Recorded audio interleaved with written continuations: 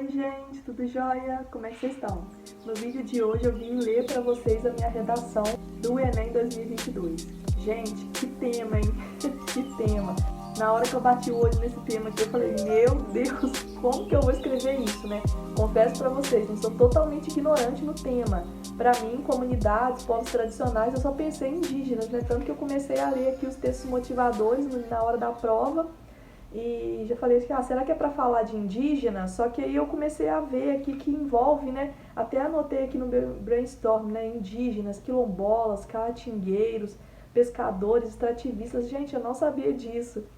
E o legal do tema da redação do Enem é isso, né? É colocar justamente aí esses temas que fazem as pessoas refletirem em coisas novas, né?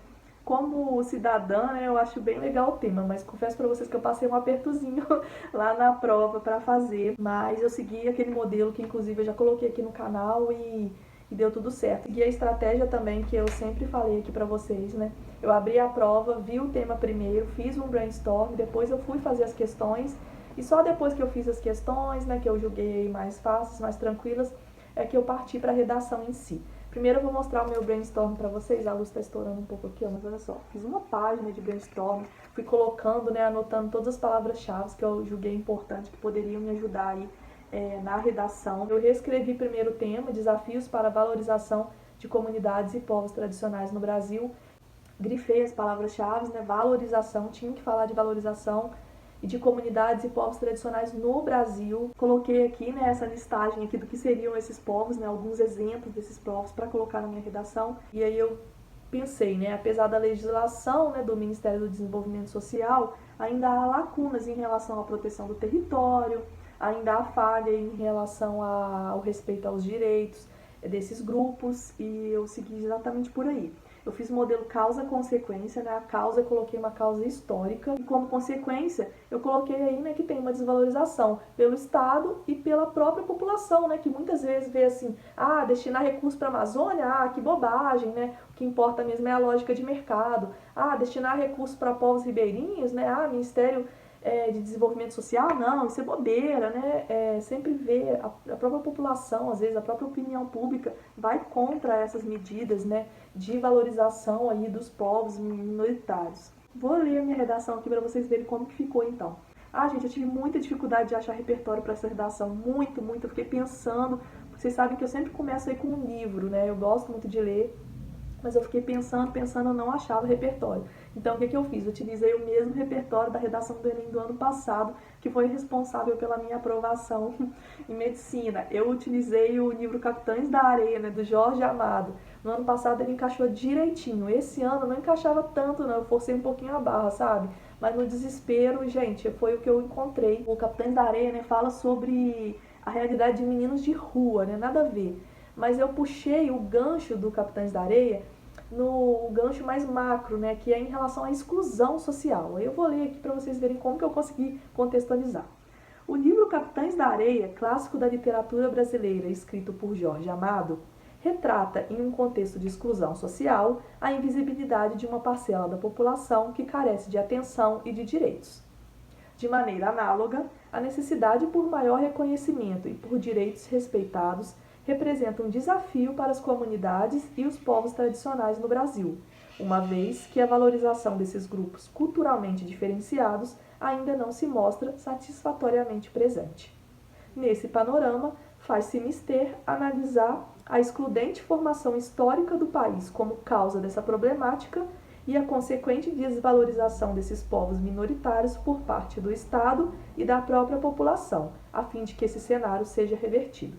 Em primeira análise, é válido ressaltar que sempre observou-se no Brasil um caráter excludente e predatório desde a sua formação como nação. Nesse contexto, desde a chegada dos colonizadores portugueses em 1500, práticas permeadas por uma visão eurocentrista se concentraram na exploração dos recursos naturais, na degradação da natureza e na desvalorização dos povos nativos, o que continuou ocorrendo de forma mais ampliada para outras comunidades minoritárias conforme a história do país avançava.